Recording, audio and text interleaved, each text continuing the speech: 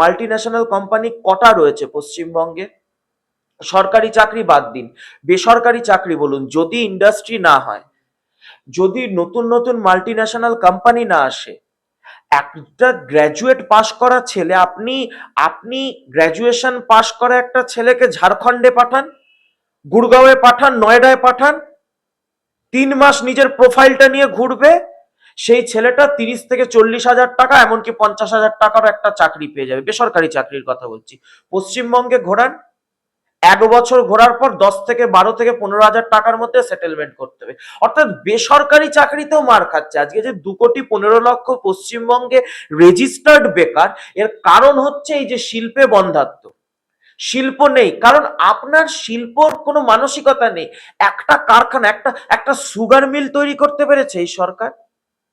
কি তৈরি করতে পেরেছে বলুন? একটা কারখানা যে সরকার দিতে পারে না। আমরা শুধুমাত্র ভাবছি যে লক্ষ্মীর ভান্ডার হবে, সেই লক্ষ্মীর ভান্ডারের মাধ্যমে একটা সমাজের উন্নয়ন হয়ে যাবে। লক্ষ্মীর ভান্ডার নিশ্চিতভাবে একটা সামাজিক সুরক্ষা প্রকল্প, কিন্তু ছাত্র যুব সমাজ, তাদের হাতে এই যে 18 থেকে 40 বছর বয়স, এদের কাছে এদের বিকল্পটা কি?